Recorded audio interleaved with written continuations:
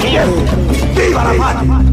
El 7F Ecuador ya decidió. Hay 2 finalistas y una sola decisión. Se viene la segunda vuelta y el futuro está en ti. Habrá debates, habrá combates y habrá disputas. Y uno que otro despistado. Aquí estamos para pensar entre todos y todas con un solo objetivo. Edificar una esperanza común. 7F Ecuador, por más democracia. Por eso decidimos crear 7F. Ecuador por más democracia. Pichincha Universal. El otro relato. ¡Este Ecuador amazónico! Yo soy un indio. ¡Siempre! ¡Viva la patria! El 7F Ecuador ya decidió. Hay 2 finalistas y una sola decisión. Se viene la segunda vuelta y el futuro está en ti. Habrá debates, habrá combates y habrá disputas. Y uno que otro despistado. Queridos amigos, queridos oyentes, ahí la Carlita, si quieren hacerle bullying, háganle Nada, bullying. porque- Ella a ver, es a ver, la a ver. que seleccionó esta canción. Sí, señor, la canción. Yo considero... Un año de la pandemia. Yo considero ¿Usted que quiere la poner solo efeméride- AC/DC? Que la efeméride no se aplica en este momento. ¿Por qué? Porque yo soy de esas personas que, a pesar de las Que circunstancias... anda por la vida fruncido el ceño. Eso le pasa. Todo. O sea, Eso le pasa Grinch. por pelear viniendo al Por trabajo. venir. El Andrés Durán acaba de venir peleando en el tráfico. Sí, les sí, puedo tengo contar, que mis queridos admitirlo. amigos. Así que les Me vamos. molesta mucho y me saca de No, o sea, casilla está bien. que la gente sea imprudente conduciendo. Sí, especialmente los señores motociclistas, por favor. Sí, algunos tengan un motociclistas. poquito de conciencia. Casi que me accidento en el Por camino. favor, entonces por eso viene mal genio. Entonces Y vengo, se no, pega no, con la no, vengo canción. consternado. Claro, Se le pega veo a con la la Carla, canción. entonces ya, pues uno se consterna. Y se pega con la canción de Resistiré, uno de las canciones que ya han hecho historia por esta pandemia, ha recorrido muchos países en el mundo y esta era la versión que se hizo aquí en Ecuador, así que Sí. Resistiré. Un año cumplimos hoy de cuarentena en el Ecuador y creo que hay que abrazar a todos y cada uno de las y los ecuatorianos por esa resistencia, por mantenernos de pie, por mantener la esperanza a pesar de todo lo que hemos pasado, a pesar de perder amigos, a pesar de perder familiares, de perder el trabajo. No podemos perder la esperanza. Nuestro futuro está a poquísimos días de cambiar y por eso tenemos que seguir resistiendo. Gracias por estar con nosotros. Una reflexión acerca de esa resistencia, Carlita, permíteme. Yo no Dígame. Tenemos que resistir. Yo creo que tenemos que, de alguna forma, sortear las circunstancias que Así se nos es. presentan, no desde la resistencia, sino desde un carácter propositivo, porque cuando uno se para en la resistencia, va a entender o va a pensar que está desfavorecido por esas relaciones de poder, y seguramente lo está, pero en la psiquis y en el imaginario uno tiene que convencerse de que no es así, y de cualquier circunstancia o adversidad que se presente o vicisitud en la vida, uno la va a poder sortear y superar.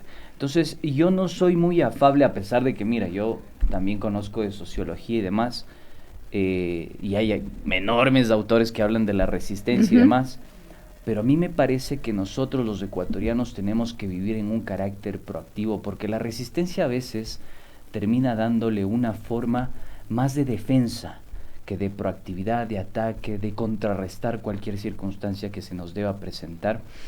Y por eso a mí me gusta muchísimo Michael Desserton, un francés académico que reflexiona acerca de este tema de la resistencia y que lo transforma completamente. Mira, fíjate tú que ya no habla tanto de resistencia, sino de apropiación de esas relaciones para dar una contraofensiva. Entonces, era en ese sentido el cuestionamiento. Pero es así, y a mí me gusta que sea así. Mire el carácter democrático, ella piensa Sí, una cosa así es. completamente Sí, yo creo que distinta, más yo bien la pienso otra. resistencia más Y ahí bien le es una- damos, y si no entendemos, es un Vox. momento de mantenernos de pie y de no dejarnos caer. Así es, nos damos de Vox, a pesar de que tenemos Sí. el vidrio aquí. Seguimos teniendo el vidrio ya un año. Mira que ya vamos se ha a mantenido fundar el vidrio. después una guerra de lodo, por ahí El doctor Acosta con la Carla Coronel van a ser los primeros en entrar ¿Por qué a la me guerra meten del la lodo? colada? Yo no soy, Dios mío, si ustedes supieran cuando se apagan los micrófonos. Gracias por estar con nosotros. 95.3 FM y 94.5 FM al noroccidente de la provincia de Pichincha y en el mundo entero gracias a www.pichinchacomunicaciones.com.es. Y hemos hablado un montón al inicio del programa y vamos a empezar con nuestro extracto de Mi Pluma lo eligió. Recuerden que el pasado domingo estuvieron con una gran invitada, con una asambleísta alterna ya electa, ella es Yairén Noriega, y conversaron sobre quiénes han sido sus mentores en este camino político. Démosle la bienvenida a nuestro segmento Mi Pluma lo eligió. 7F. Ecuador, por más democracia. Mi Pluma lo eligió.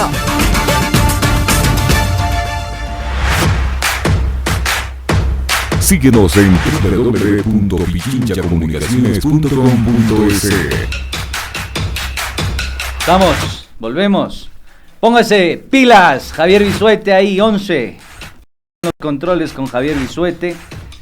¿Qué nos puede contar Carlita acerca de Mi Pluma lo eligió? El Pollito Ojeda y el Patito Peralta, como les decía, Mi Pluma lo eligió este domingo pasado, estuvieron con Yairén Noriega y conversaron sobre quiénes han sido sus mentores y quiénes han influido ahora en esta carrera política, en este nuevo camino político que ha tomado esta joven ecuatoriana. Así que veamos lo que dijo en Mi Pluma lo eligió. Justamente en este proceso político que tú has tenido y que estás iniciando, o bueno, iniciarás ya en mayo, seguramente tuviste algún mentor o mentora para que te inculcó un poquito este bichito de la política y de acceder justamente a estos espacios para poder ejercer desde ahí un poco la justicia social, etcétera. ¿Quién fue esta persona? A ver, creo que en términos ya duros de la política, yo diría que ahora mi compañero de fórmula, con quien comparto una curul, que es Pavel Muñoz, yo diría que él podría ser mi mentor, en el sentido en que yo le conozco, bueno, nos conocemos desde hace algún tiempo. Yo fui presidenta del Consejo Estudiantil del Colegio Benalcázar y teníamos varios proyectos con distintas instituciones, con CENESID, con el Ministerio de Educación, con CEMPLADES también, que era la institución que presidía Pavel en ese momento. Y yo siempre le agradeceré infinitamente la confianza que tuvo en mí. Para nosotros como políticos, como políticas jóvenes, es muy importante que haya alguien que permanentemente te esté diciendo que tú sí puedes, que permanentemente te esté recordando lo valioso, lo valiosa que eres dentro de un proceso u otro. Y yo diría que sí, que él, y además cuando se estaban conformando las listas y demás, y tuve la noticia de que él sería el candidato principal y yo sería su candidata alterna, la verdad no podía sentirme más feliz y no podía sentir más orgullo de saber que voy a compartir curul con alguien que le ha demostrado a la política ecuatoriana que sí se puede ser asambleísta y servir al país. Que la asamblea no es de ese espacio de reparto, que la asamblea no es de ese espacio de lucrar a título personal, sino que realmente se puede hacer política y servir a la gente. Creo que en este momento quienes entramos a la nueva Asamblea Nacional tenemos una tarea fundamental y es recuperar la credibilidad de la gente en una institución que a día de hoy tiene un 2% de credibilidad. Claro, y tiene un 2% bien ganado. Porque Ni la familia, porque realmente es vergonzoso lo que ha pasado. Una asamblea con base en el reparto, una asamblea con base en la extorsión, se han conseguido ciertos votos y yo creo que Pavel junto con el resto del bloque de la Revolución Ciudadana se han mantenido firmes no solamente a los principios de un proyecto nacional popular como es la Revolución Ciudadana, sino firmes con la gente que te vota. Cuando tú estás en campaña, la gente permanentemente te recuerda y te dice no se olvide de nosotros cuando llegue. Y eso es algo que a mí de la campaña es lo que más grabado se me ha quedado y creo que esas palabras te comprometen todo el tiempo. Yo no me imagino votando un proyecto que no esté a favor de toda esa gente que yo visité, con toda esa gente que yo recorrí, que conocí, que nos contaban sus historias de lo duro que es el desempleo, de lo duro que es no poder hacer que tus hijos accedan a la teleeducación porque no tienes internet o porque no tienes un aparato tecnológico, y por esa gente es por la que vale la pena luchar y por la que estoy acá.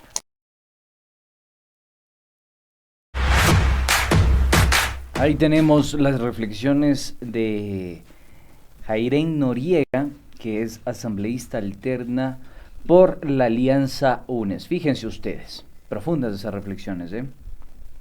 No le escucho al Andresito, por eso decía yo, le estaba haciéndole señas al Javi porque no le escuchaba al Andresito. Quiero saber si está al aire. Sí, ahí me escuchas, me copias, ahí sí le Carla, copio, ahí sí le copio. 1, 2, 3, me ahí copias, sí le copio. sí, Quiero mandarte saludos, Andresitos, porque nos están enviando saludos desde Saruma, provincia de El Oro. Gracias a Cristian Yesmani también. Un abrazo gigante a Galápagos, que está otra vez ahí en la mira de la política nacional. Jesús. Pero bueno, vamos a ir entonces nosotros también ya con nuestro segmento de Larry, para no quedarnos ahí con nada pendiente. Vamos entonces con Larry, ya que no me escuchó lo de mi pluma. Vamos. No lo escuché.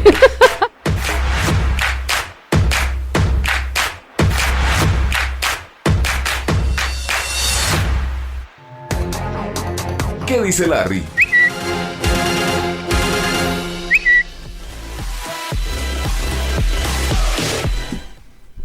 Volvemos entonces con las principales tendencias dentro de esta coyuntura política en las redes sociales. ¿Qué decir al respecto? ¿Qué decir al respecto de lo que sucede en el país? Hay un comunicado y tenemos una foto. Por favor, demos de paso, querido Chris Maila, para poder comentar al respecto. Lo tenemos ya en la transmisión. Damos lectura entonces, ya tenemos creado en la transmisión, está ahí la fotografía del comunicado del día de ayer. Y decía el Ministerio de Telecomunicaciones. No se me atranque, se me traga un mosquito. Aquí en este puesto no se ha sabido tragar los moscos. Agradecemos a la ciudadanía por la acogida e interés en el registro para adultos mayores, a través de la página web del plan Vacunarse, que fue el boom el día de ayer. Al momento, la página presenta problemas técnicos por la gran cantidad de visitas registradas. Estamos trabajando en ello y en breve solucionaremos los inconvenientes para continuar con el proceso de registro de los adultos mayores a escala nacional. Lo dijo ayer el Ministerio de Telecomunicaciones. Este ministerio es manejado por el señor Michelena. ¿Qué decir al respecto de esto? Ya me atoro mejor. Yo ya me atoro mejor. Señor Oiga, pero es que la página se cayó desde que se abrió. Es que el gobierno se ha caído desde que asumió. Me parece a mí que la intermitencia de la página refleja la intermitencia del gobierno nacional en su política pública, en el conjunto de sus acciones. ¿Por qué razón? Porque a nosotros nos venden humo constantemente. Y cuando digo nosotros me incluyo en ese gran sector poblacional que es la gran mayoría de los ecuatorianos, ¿no? Creo que el 2% de la población ha sido claramente beneficiada con privilegios, con prebendas, con políticas públicas, con exoneraciones, subvenciones, subsidios, regalías, indultos. Me parece a mí que este 2% de la población es el que nunca se va a quejar, el que va a estar contento con la política pública. Es el que se apoderó de la CIS en el paro nacional de octubre. A Nutella. Los chicos Nutella, como se los conocía en el 2015 después de la ley de herencia y plusvalía. Los que se quejaban porque se le había impuesto una carga impositiva a estos aranceles importados, ¿no? A estas importaciones que se realizaban a nivel nacional. Entonces, fíjate tú que esas personas que se quejaban de esas salvaguardas son las que hoy sostienen la política pública en el Ecuador. Yo creo que cuando insistimos en esto que lo habíamos comentado anteriormente y que nos facilitó esa reflexión el doctor que nos va a acompañar el día de hoy, Jaime Torres, cuando le acusan a Moreno y a su gobierno de ser un gobierno incompetente e inepto, hay que tomar ese adjetivo y ese calificativo con pinzas. Yo diría todo lo contrario. Es un gobierno, citando al doctor Jaime Torres, es un gobierno completamente competente, muy eficiente, de hecho el más eficiente de su historia, y permítanme incluir la variable del millón. Es eficiente y competente para el 2% de la población. Durante 4 años se ha mantenido muy eficiente. Entonces, eso explica por qué la política pública tiene este giro de 180 grados, representa y expresa a los grandes capitales de este país, a la gran acumulación financiera de este país y por supuesto al sector financiero de este país. Por eso en el paro nacional de octubre, Jaime Nebot, el señor Guillermo Lasso, el Partido Social Cristiano, el movimiento Creo, salieron a apoyarlo.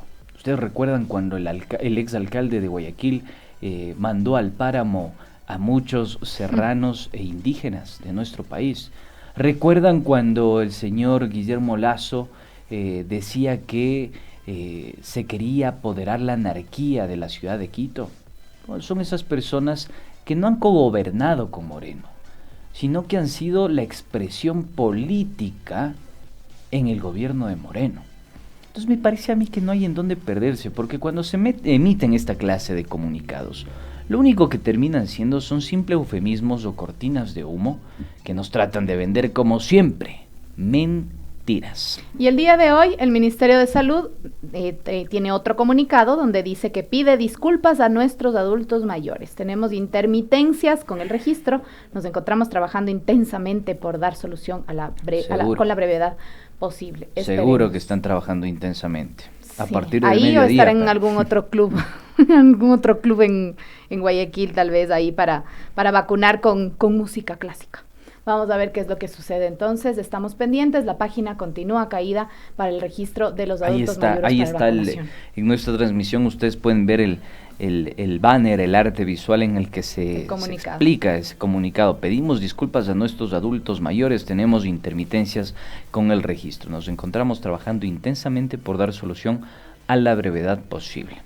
Es el discurso que se ha sostenido estos últimos 4 años. Sí. A todos los problemas que hemos tenido en el país, absolutamente a todos los problemas. Se resume bien los 4 años de gobierno en ese comunicado. Es que cuando uno se pregunte, bueno, ¿qué hizo el gobierno en estos 4 años? Este comunicado sirve al pie de la letra. Estamos trabajando intensamente por acabar la intermitencia. Avancemos entonces, avancemos, porque después nos dicen que estamos ensañados. Sí, y nos quedamos sin tiempo además. Vamos a conocer un tuit muy interesante que lanzó el portal Ruta Crítica y dice: conozca al nuevo canciller del Ecuador, otro de los grandes temas que estamos hablando últimamente, y cómo pagó las deudas de Lenín Moreno para salir de la central de riesgos. Eso nos dice el portal de Ruta Crítica. El video, ahí está. ¿Por qué Lenín Moreno tiene tanto apego a la banca y a los banqueros? 2 deudas impagables y hasta judicializadas desaparecieron sin que las haya pagado. A menos de 2 meses de haberse posesionado como presidente, Moreno recibe un correo de un amigo, Manuel Mejía Dalmau, julio 2017. Tras reclamarle por no haberlo nombrado ministro, le recuerda lo que en su favor hizo hace algunos años. Ante todo ello se suma un asunto que tú recordarás. Cuando comenzabas tu carrera a la vicepresidencia, arreglé un pasivo importante que tenías en Diners. Fidel Egas condonó una parte y yo pagué la diferencia. Obra en mi poder esa liquidación. Fidel siempre se ha sentido defraudado por el maltrato recibido por Correa. Siempre le he aclarado que tú no tenías nada que ver en ello. Yo lo hice con la mejor de las voluntades y sin tener los recursos de Fidel, y a raíz de una conversación que tuvimos en mi casa contigo, Rocío y María Teresa. Me acerqué a Fidel, le hablé de ti, utilicé tu potencial triunfo y él, obviamente, interesado, accedió. Moreno salió de la central de riesgos. La deuda fue pagada, aunque los procesos judiciales por la misma siguen en la función judicial. Al buen samaritano, luego de su velado chantaje del correo, le nombró embajador en Alemania, y al banquero le devolvió Teleamazonas y le condonó millones de dólares a sus bancos, el Banco del Pichincha y Diners Club.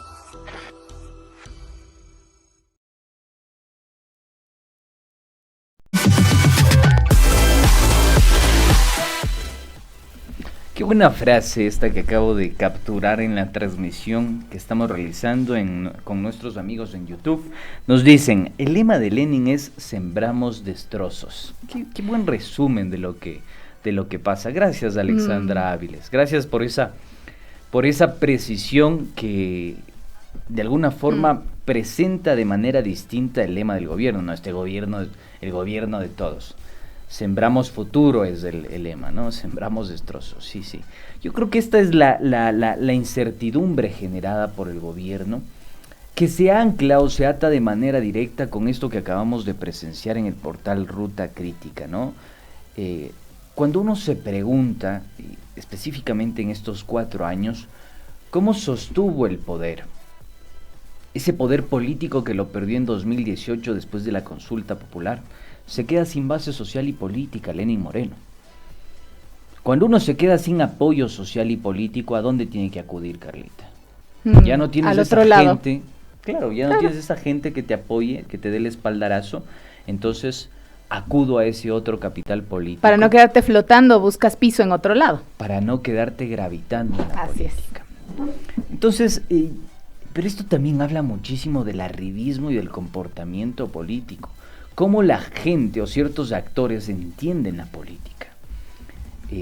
Entonces, para sostener su capital político, para tener un espaldarazo, para tener un apoyo que de alguna forma tenga así un mínimo grado de legitimidad, pero le dé la legitimidad, Lenín Moreno acudió a estos grupos económicos, con estas tranzas ahí, ¿no? Detrás, se permitió que vuelva a reconstruir su capital político después de haberlo perdido a partir de la ruptura y ese divorcio político que se dio en Alianza País entre 2017 y 2018. Entonces a mí me parece que hay que reflexionar sobre aquello porque ¿cómo sostienes eso? O sea, ¿cómo haces sostenible ese apoyo político en el tiempo si tú no estás trabajando para favorecer a las grandes mayorías? Fácil, acudes a prebendas, coimitas por acá, coimitas Favores. por allá, favores por acá, favores por allá. Acolites, como decimos. Acolites por acá. Y ojo, que no estoy hablando al viento. Nosotros hemos investigado casos en los que se refleja también una relación de poder, como el tema de los diezmos en la Asamblea. Cuando denunciamos este presunto entramado de corrupción en contra de Karina Arteaga, de la asambleísta de Alianza País.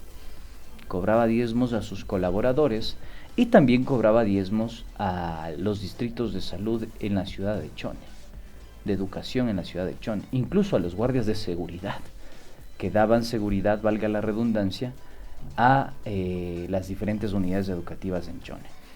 Entonces, a mí sí me parece que cuando tú quedas sin ese capital político porque no generas política pública para las grandes mayorías, tienes que acudir a ese clientelismo. Y el clientelismo ha sido el comportamiento político de Lenín Moreno en estos últimos años. Yo creo que el claro reflejo de esto es lo que vivimos en materia diplomática y en el servicio exterior ecuatoriano. Una persona que hace la comparativa entre el nazismo... Hoy no digas. Entre el nazismo, no, ni siquiera el fascismo, entre el nazismo y la cara de Che Guevara. E invita a reflexionar sobre aquello. Como que te ponen una disyuntiva. ¿No? A ver, ¿qué es mejor? ¿El nazismo o la cara del Che Guevara? Fíjense el mensaje. Y además es embajador en Alemania. En Alemania está prohibido utilizar la esvástica. Cualquier tipo de símbolo que haga alusión a esa época oscura que vivió Europa. Del mundo entero. Y el mundo entero, obviamente, Carlita. Es muy preocupante Así lo que es. vivimos en el país en todos los sentidos. Y Andresito, antes de irnos con nuestro siguiente tuit, creo que aquí cabe comentarles a nuestros queridos amigos que tenemos nuestra pregunta en Twitter como todos los días, y a ti también te voy a lanzar la pregunta para que vayas a contestar en Twitter. ¿Cree usted que Lenín Moreno... Yo pensé que me iba a preguntar, dije, ¿y ahora? ¿Cree usted que Lenín Moreno culminará su mandato? Vea cómo están saliendo uno a uno, bajándose del Titanic. Sí, no. Uno a uno todos. ¿Usted cree que Lenín Moreno culminará su mandato? Es la pregunta que tenemos para ustedes en nuestro Twitter de Pichincha Comunicaciones. Así que lo puede ir a contestar en estos momentos. Durante todo el día está la pregunta para que nosotros podamos saber cuál es su apreciación de estos momentos. Seguimos con el siguiente tuit, mi querido Andresito, y vamos a nuestra casa Pichincha Comunicaciones. En el tuit de Pichincha Comunicaciones dice: el pueblo ecuatoriano sabrá tomar las decisiones más acertadas en un momento riesgoso que vive la nación. Está en manos del mandante, agregó así uno de los dirigentes indígenas. El pueblo ecuatoriano sabrá tomar la decisión más acertada en un momento riesgoso que vive la nación, lo dijo el asambleísta electo por Pachacutic, Salvador Quispe. Informó que la organización política aún no ha resuelto si se unirá a la decisión del Consejo Consultivo llevado a cabo por la Confederación de Nacionalidades Indígenas del Ecuador, CONAIE, y la resolución dice votar nulo en la segunda vuelta. Él dice: ya veremos qué hacemos en lo colectivo. Yo no creo este colectivismo que ha tratado de plantear Pachacuti y el movimiento indígena. Me parece a mí que esto se puede expresar de boca para afuera. Pero en la conciencia yo creo que van a tener que dirimir esta situación porque hay dos claros modelos enfrentados. Es verdad que a partir del 2014 el gobierno de Rafael Correa empieza a entrar en tensiones con algunos sectores, gremios, movimiento indígena, con algunos sectores, transportistas, con algunos sectores, y también medidas que no iban acorde a la línea económica y política del gobierno, hay que decirlo, como la ley de alianzas público y privadas. Sin embargo, a mí me parece que estas tensiones que se forjaron alrededor del tema étnico, alrededor del tema ecológico, nunca fueron suturadas. Y hoy vivimos otro momento histórico quedó como esa grieta, ¿no? diferente. Sí, quedaron las heridas abiertas, nunca fueron suturadas. Pero hoy vivimos un momento histórico completamente diferente, con una sindemia de por medio, seguramente con la calamidad más dolorosa que ha vivido el país en los últimos en inicios del siglo XXI. No hemos pasado o transitado por una desgracia similar. 1,5 millones de personas en el desempleo, según cifras extraoficiales, 50,000 niños por fuera del sistema escolar, expulsados del sistema escolar, 45,000 personas muertas en pandemia, según datos extraoficiales y subregistros además. Entonces yo sí creo y hago un llamamiento también a estos movimientos a que reflexionen muy bien su voto. Me parece que hay dos claras expresiones, dos modelos muy claros. El uno me parece que a mí, en lo subjetivo y en la evidencia que tenemos al respecto, es la continuidad de lo que estamos viviendo. Me refiero al señor Guillermo Lasso. Es la continuidad de lo que estamos viviendo, no hay en dónde perderse. Continuidad de estos últimos 4 años. De estos últimos 4 años. Si no, fíjense en las ganancias extraordinarias que ha tenido la banca, a pesar de que ha existido un detrimento en la clase trabajadora. Y el otro elemento, muy claro también, es un Estado fuerte, sólido, que redistribuye, que permite la reinserción escolar, que permite la inclusión económica y social, y con también todas sus contradicciones que efectivamente las puede tener. Yo sí creo que es momento de reflexionar su voto.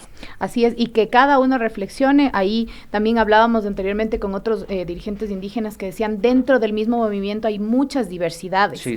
Entonces, además yo considero al movimiento indígena como una de las partes más fuertes, uno de los poderes sociales y culturales más importantes de este país. Entonces, yo creo que ahí sí cada uno va a reflexionar su voto. No solo porque uno de los dirigentes le diga, haga esto o haga el otro, lo van a hacer. Lo van a hacer. Cada uno va a reflexionar y darse cuenta de qué es lo mejor para nuestro país. Pero bueno, le dejamos ahí esa papa caliente para que usted pueda tomar la decisión y dirimir esta situación que está viviendo el país. En este momento ya queremos dar paso a nuestro invitado. Por favor, échele el paso a nuestro invitado.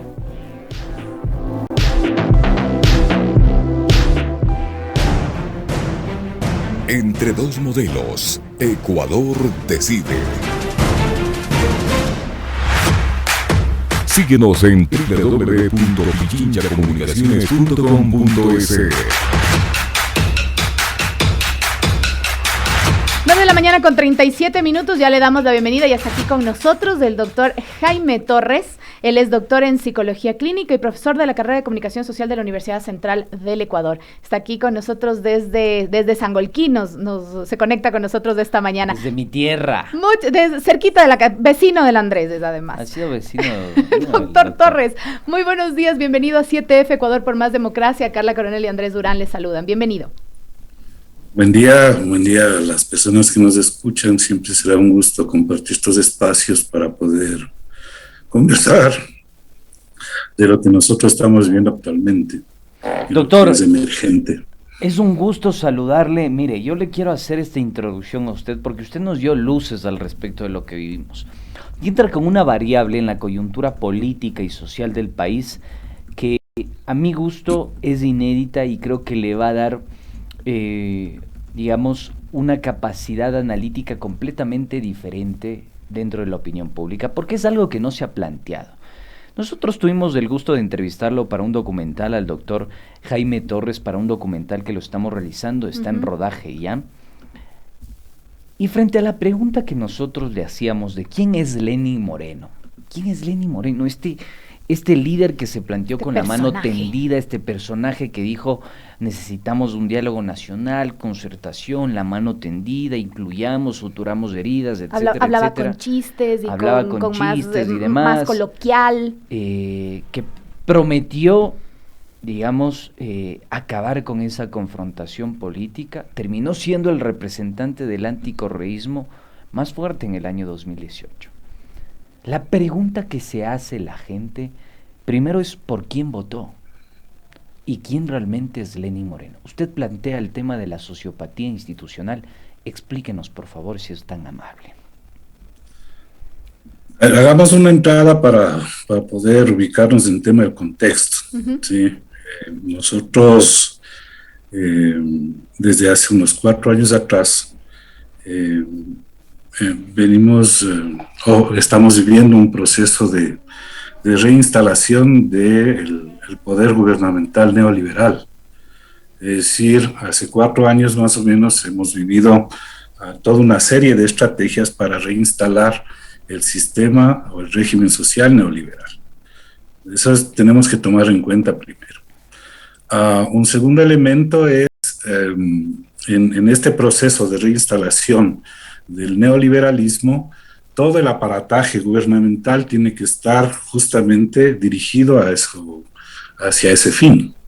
Significa 3 cosas básicas, ¿no es cierto? Reducción del Estado, eliminación, entre comillas, de la burocracia inoperante de las instituciones, y digo entre comillas porque ese es un relato que se construye en todo el sistema de comunicación que respalda este proceso. Un segundo elemento es la eliminación paulatina de la ley que nos rige a nosotros como sujetos, en el sentido de que eso nos garantiza un proceso de regulación social, ¿sí?, que nos ayuda a la convivencia y obviamente a sentirnos protegidos por parte del Estado. ¿Sí? Entonces es un segundo elemento.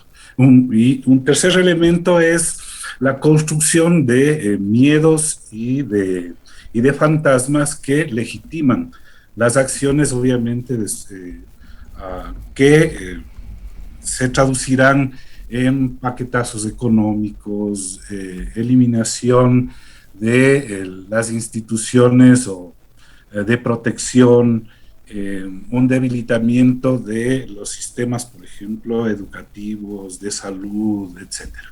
Es decir, ahí tenemos unos 3 elementos que son sustanciales para poder entender, ¿sí?, cómo regresamos o cómo retornamos nosotros al régimen neoliberal. Y esto, obviamente, sostenido en un proceso de persecución y también de violencia institucional.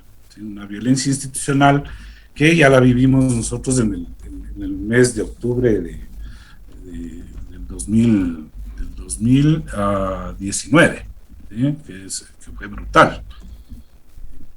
La cantidad de muertos, de heridos, mutilados, ¿sí? Y obviamente los perseguidos políticos que hasta el momento están bien, de todos los sectores, no solamente de un solo sector.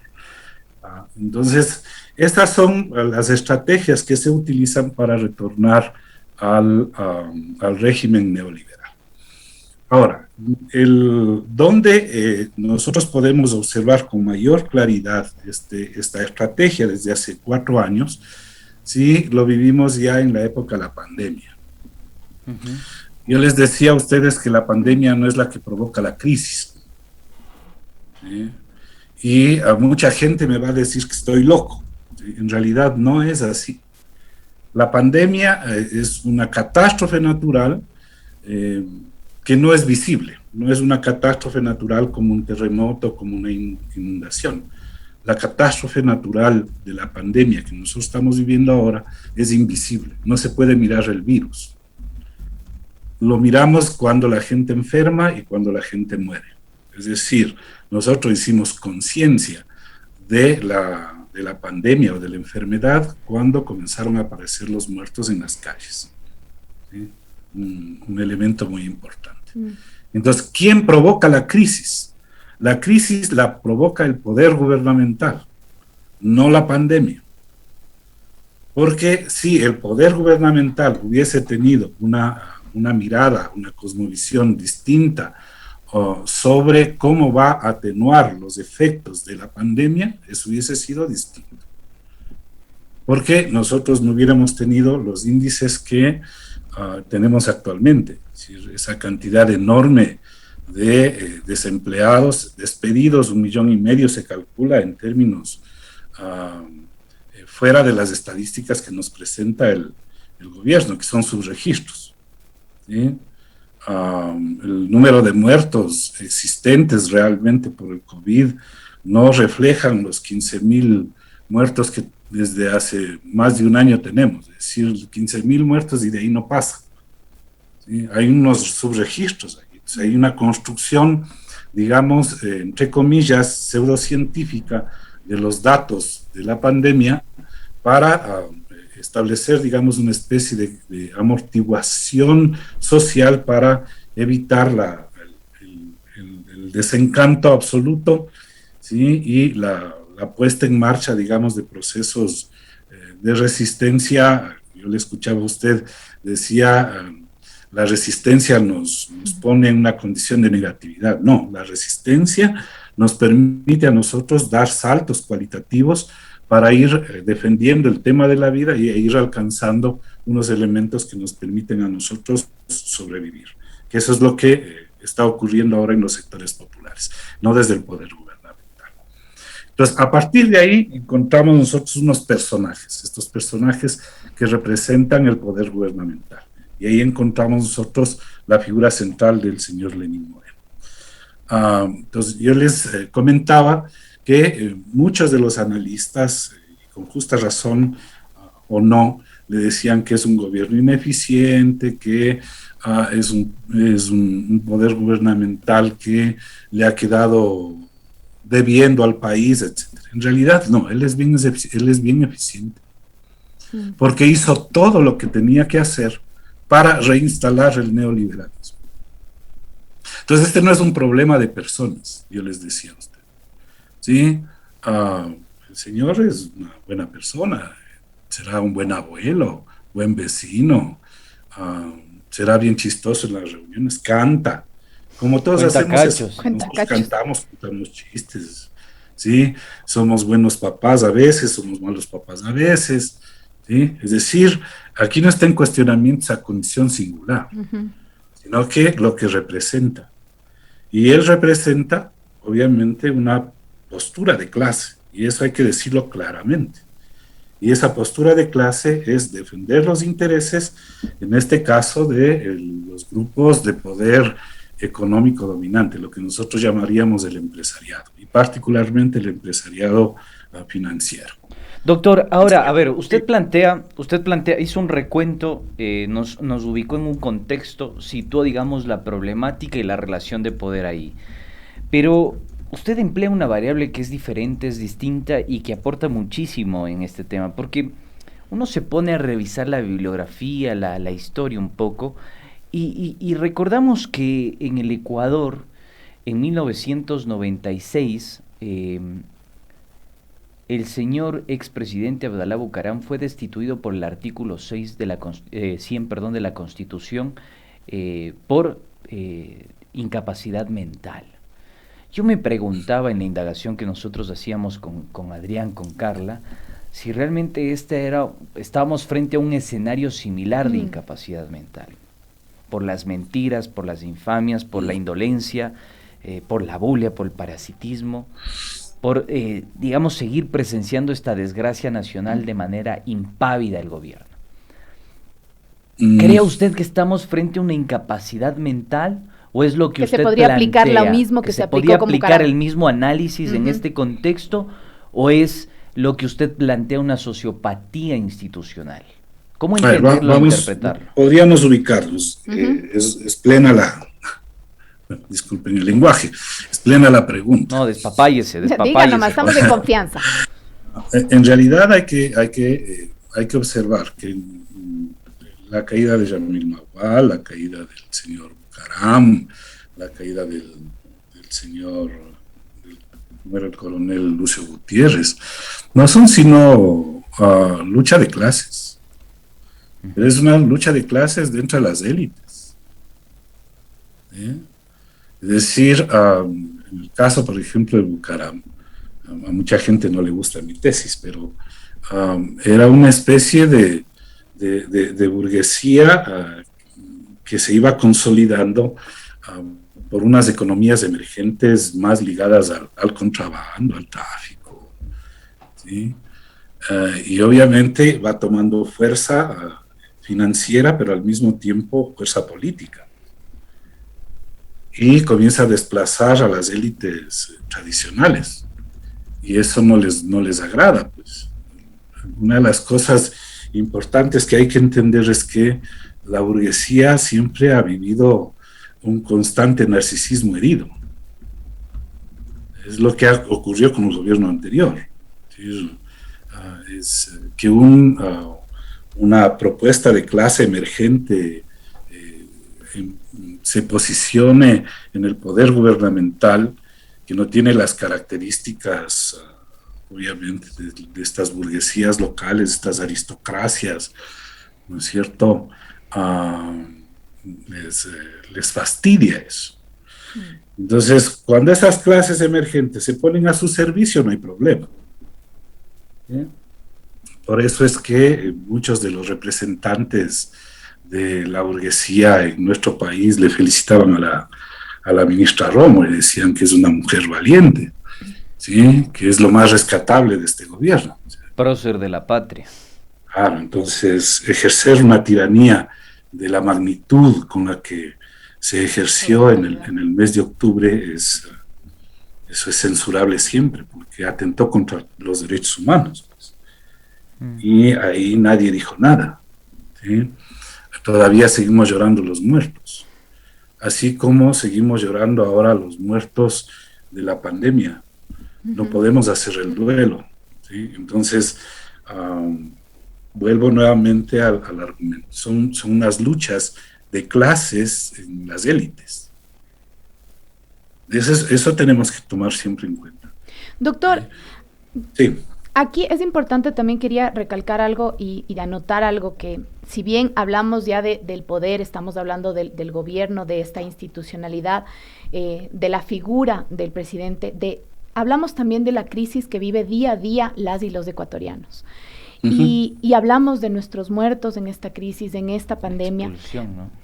Toda esta crisis y este dolor que estamos viviendo las y los ecuatorianos ha sido muy complicada.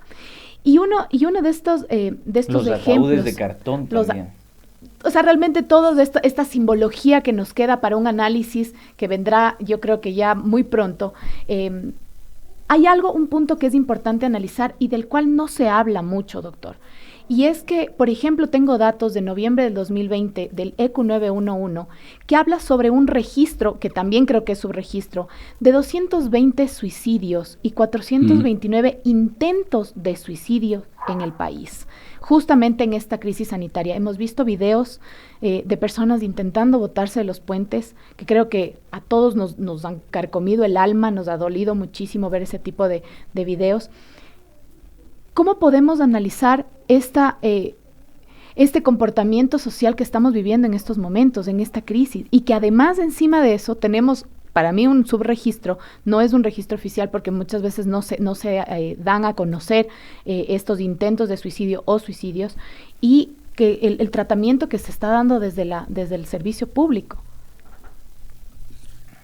A ver, yo creo que tiene que ver mucho con lo que acababa de mencionar yo hace un rato, ¿no? Esta lucha de clases dentro de las propias élites. ¿Sí? ¿Qué es lo que defienden? ¿Sí? Estas élites, ¿qué es lo que defienden? Defienden el neoliberalismo. Y dentro del marco del neoliberalismo hay una ausencia de remordimiento o culpa. ¿Sí? Es decir, una de las características del régimen neoliberal es que quienes defienden este sistema como único, como natural, ¿sí? Y como el que hay que sacrificar, lo que haya que sacrificar para seguir manteniendo supuestamente un estilo de vida. Pero es un estilo de vida de las élites. Lo que permite es la compulsión a la acumulación.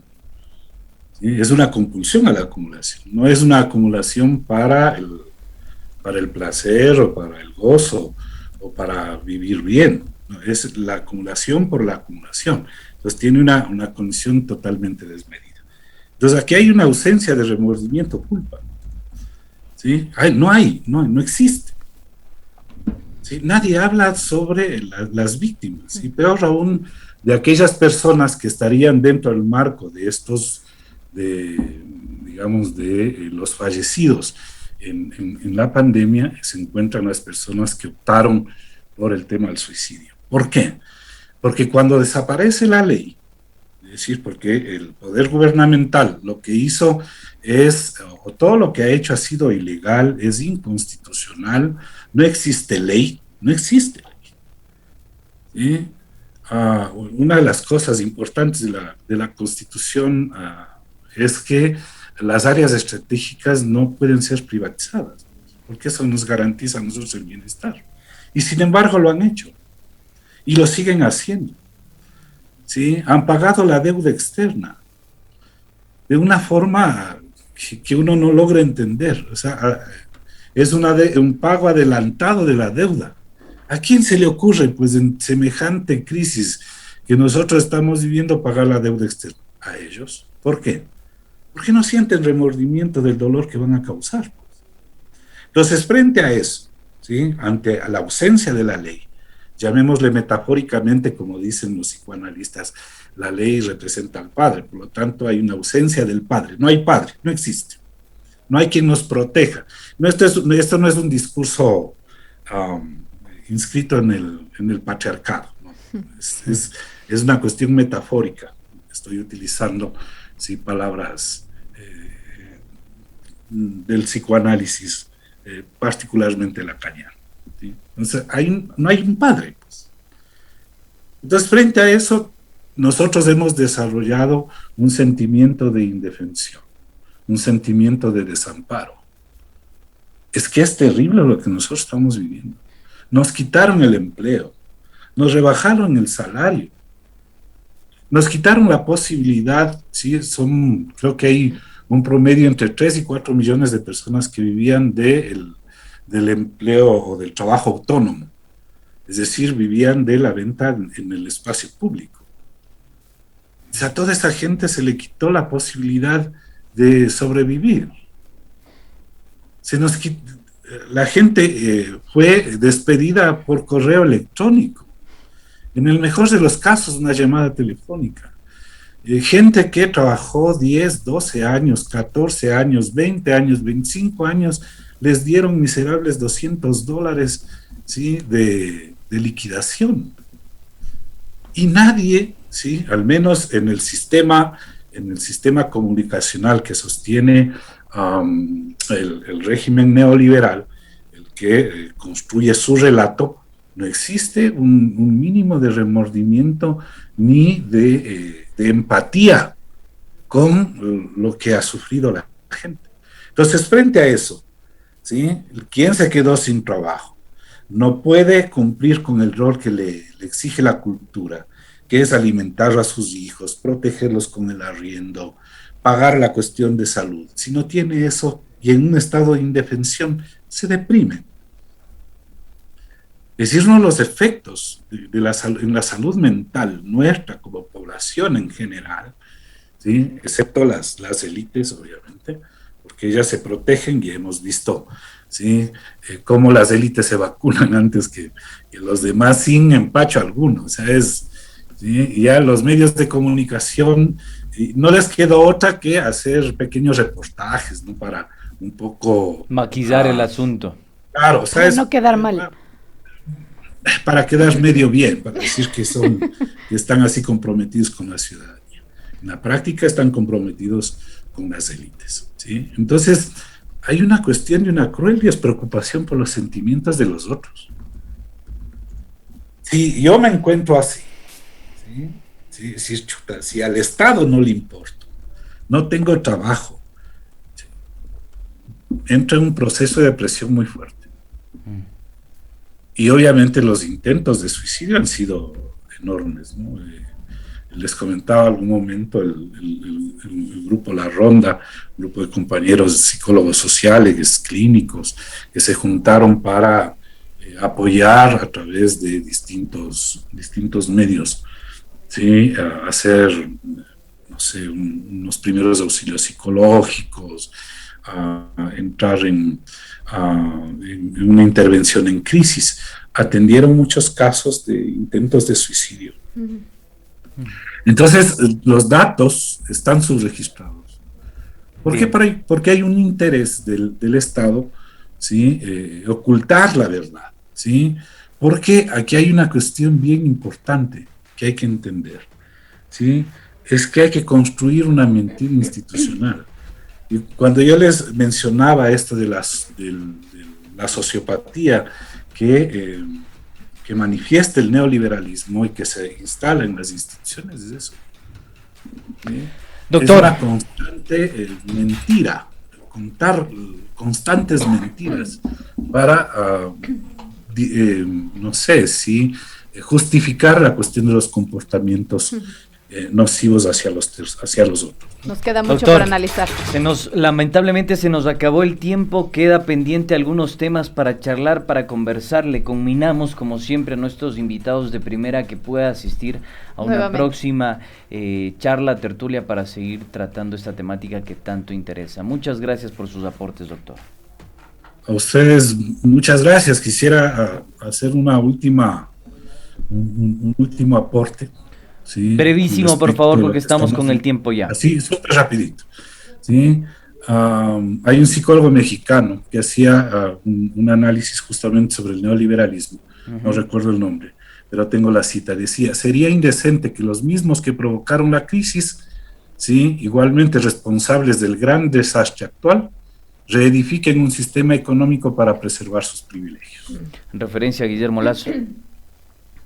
Ahí lo deja, cada uno para su reflexión. Gracias al doctor Jaime Torres. Doctor. Muy amable por su participación. Gusto. No se olviden, queridos amigos, nos quedamos sin tiempo. La trivia dice, rápido. 098-947-0058, mándenos un mensaje de texto y participe en nuestra trivia de esta semana. ¿Qué líder político fue presidente del Ecuador 5 veces, en 5 ocasiones? Yo ya sé. A. Isidro Ayora, B. Rafael Correa y C. José María Velasco Ibarra. Vaya, contesta en este momentito un mensaje de texto con su nombre y su apellido. 098-947-0058. El día viernes tenemos los ganadores. Escurridiza, ha sido un gusto compartir contigo los micrófonos. Con ustedes también tienen las conclusiones. See you late. Hasta mañana.